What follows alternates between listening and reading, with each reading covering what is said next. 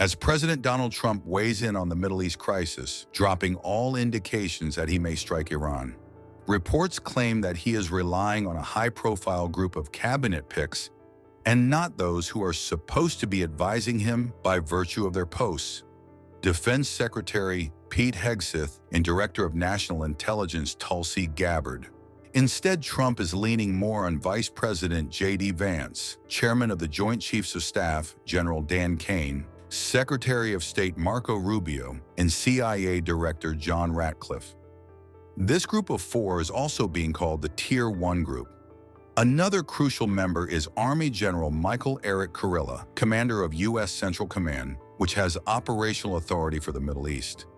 Pete Hegseth served in Afghanistan, Iraq, and Guantanamo Bay, Cuba, but he is more of an ex-Fox star. Tulsi Gabbard is a war veteran, but she has apparently upset Trump by issuing a video where she spoke against fresh conflicts and said political elite warmongers are carelessly fomenting fear and tensions between nuclear powers. Trump even confronted Gabbard at a White House meeting while others were present and said, "I saw the video and I didn't like it," the media reported. In March, Gabbard testified that U.S. intelligence agencies asserted that Iran has not started a nuclear weapons program. China's most serious domestic challenge is probably China's slowing economy and potential instability if socioeconomic grievances lead to large-scale unrest. Growing economic tensions with the United States and other countries could also weigh on China's plans for economic growth and domestic job creation. China's military is fielding advanced capabilities, including hypersonic weapons, stealth aircraft, advanced submarines, stronger space and cyber warfare assets, and a larger arsenal of nuclear weapons. While it would like to develop and maintain positive ties with the United States and the Trump administration to advance its interests and avoid conflict, China is building its military capability in part to gain advantage in the event of a military conflict with the United States around the issue of China's efforts toward unification with the Republic of China, or Taiwan. China's military is also expanding its presence in the Asia-Pacific region with a focus on disputed territorial claims in both the East China and South China Seas. Beijing is advancing its cyber capabilities for sophisticated operations aimed at stealing sensitive U.S. government and private sector information and pre-positioning additional asymmetric attack options that may be deployed in a conflict. China's cyber activities have been linked to multiple high-profile breaches, including last year's massive compromise of U.S. telecom infrastructure, commonly referred to as Salt Typhoon. Beijing currently dominates global markets and strategically important supply chains, for example, with the mining and processing of several critical minerals. In December, China imposed an export ban to the United States on gallium, germanium, and antimony, all of which are important to the production of semiconductors and our defense technologies. This was in direct response to U.S. export controls on chips designed to broadly limit PRC access to advanced chips and chip-making equipment.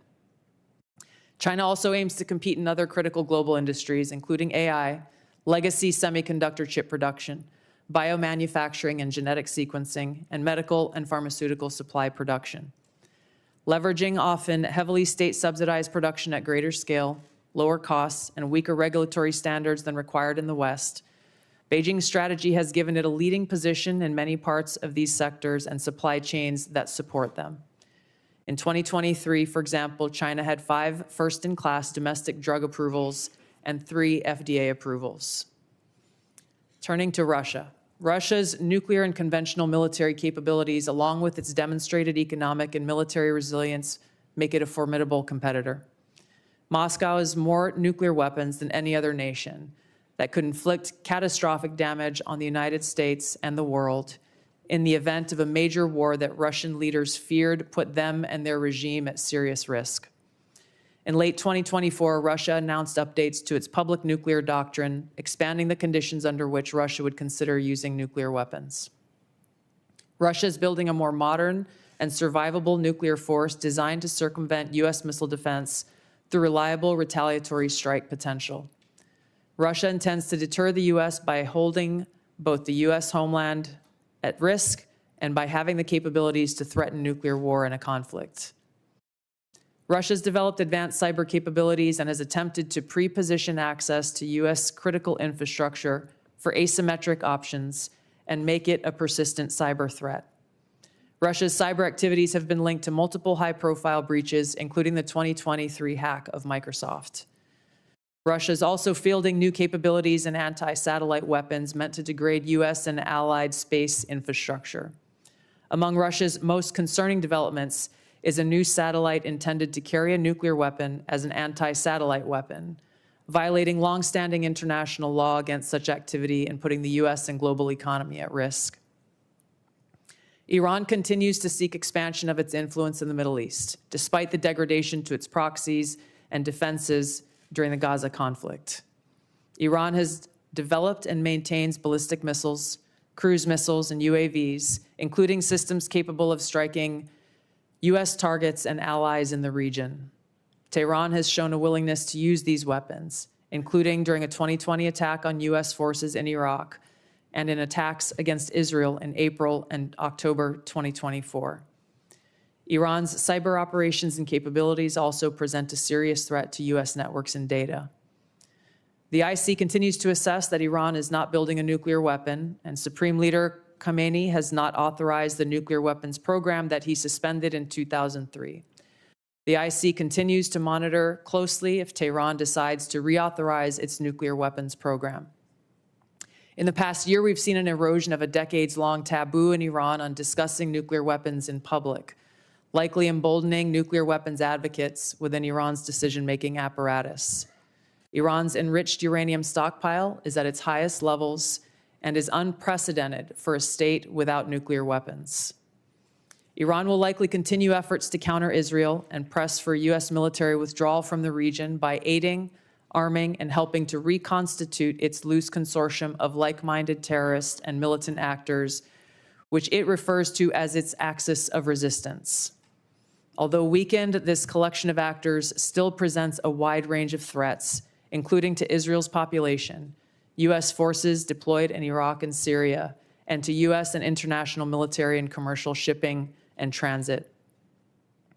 North Korean leader Kim Jong-un is pursuing stronger strategic and conventional capabilities that can target U.S. forces and allies in the region, as well as the U.S. homeland, to bolster North Korea's leverage and stature, defend its regime, and achieve at least tacit recognition as a nuclear weapons power.